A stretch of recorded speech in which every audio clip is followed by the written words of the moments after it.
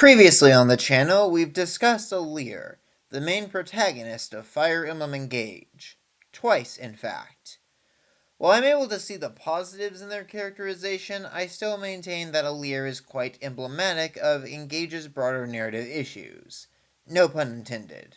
To that end, I'd like to shine a spotlight on the game's antagonist, Sombron. After all, a villain should generally mirror the hero in some way, and, well, you can certainly make an argument that he does just that, but probably not in the way that was intended. The central theme of Engage is, allegedly, the strength and value of bonds and connections with other people. It's an idea that plenty of media have tackled in the past, yet is seldom ever handled well. The message often tends to get bogged down with cliché tropes and empty sentiment, leading many to view it as corny or childish.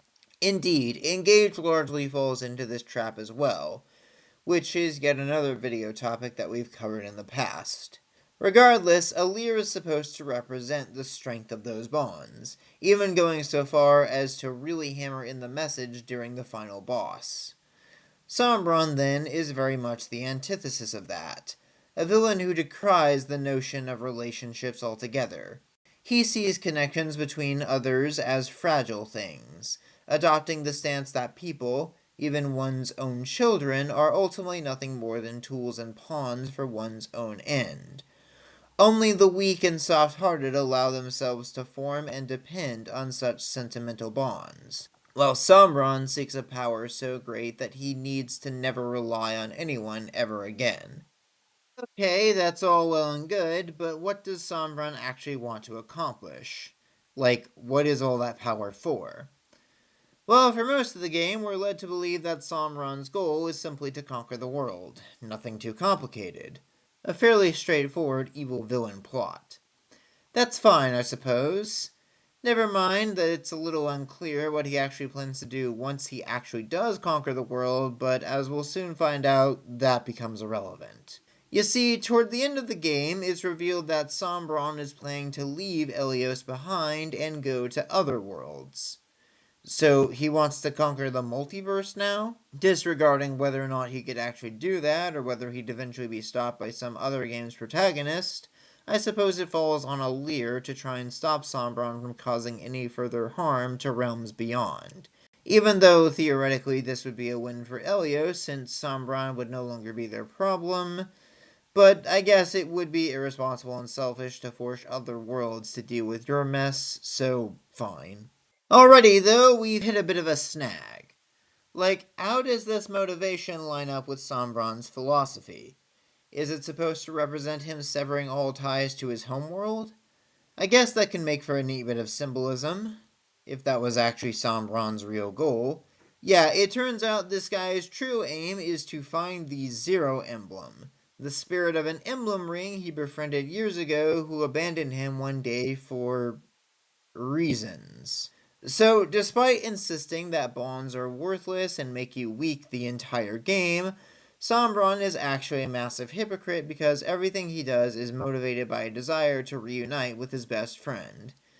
It's sort of like that one trope of the villain trying to resurrect a deceased loved one, but imagine if those villains also mocked the heroes for the entire story for having friends and loved ones as well. It just makes Sombron's entire character come off as laughably pathetic. Mind you, I think the hypocrisy started much sooner than that. Even before the big reveal about the Zero Emblem, you can see the cracks in Sombron's philosophy well in advance.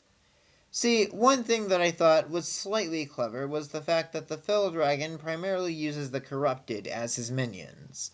Mindless corpses brought back via dark magic. These minions are nothing more than obedient puppets with no will, no agenda, and no capacity for anything beyond what their master tells them to do. They are not people, which makes them the perfect lackeys for someone that sees no value in putting your trust in others. Except Sombron still does that. He still has allies in the Four Hounds, Illusia's royal family, and even an entire cult of followers. Sure, he may only view them as disposable pawns, but they're still people he has to put his trust in to some extent. The thing is, he actually doesn't really have to. Like, maybe you could argue that Sombron keeps them around because he needs some lackeys that aren't totally mindless, but then why not make them corrupted too? We see over the course of the game with Hyacinth, Lumera, and even Alear that it's possible to make corrupted with a higher capacity for thought. These advanced corrupted, we'll call them, can think, speak, and even possess memories of their past lives, yet still serve as completely obedient, subservient lackeys beholden to the fell dragon's will. So, like, what's stopping Sauron from just making the Four Hounds, Hyacinth, and anyone else he kills into advanced corrupted to begin with? Why not just do that with Veil from the start, rather than relying on this mind control spell that fades in and out? Or hell, why not do this with his weaker children like Alear to make them more ruthless? Again, the advanced corrupted are completely loyal. Hyacinth was freaking killed by Sombron, and Lumera was always his enemy. Yet both are totally on his side when they're brought back, with seemingly no downsides besides the latter not being able to turn into a dragon anymore. Like with many things in Engage, Sombron ultimately only plays lip service to a grander theme or ideology without actually committing to it. He's a sad, pathetic loser who commits countless atrocities, all because he's bitter about a ghost in a ring vanishing without explanation. I'd honestly go so far as to say that Sombron may be one of the lamest villains in Fire Emblem's history, which is only made worse on account of the fact that he has the audacity to steal the title of a way more imposing villain. But what do you all think? Do you agree that Sombron is an underwhelming antagonist, or do you think I'm being too harsh? Leave your thoughts and comments down below, and until next time, stay bright.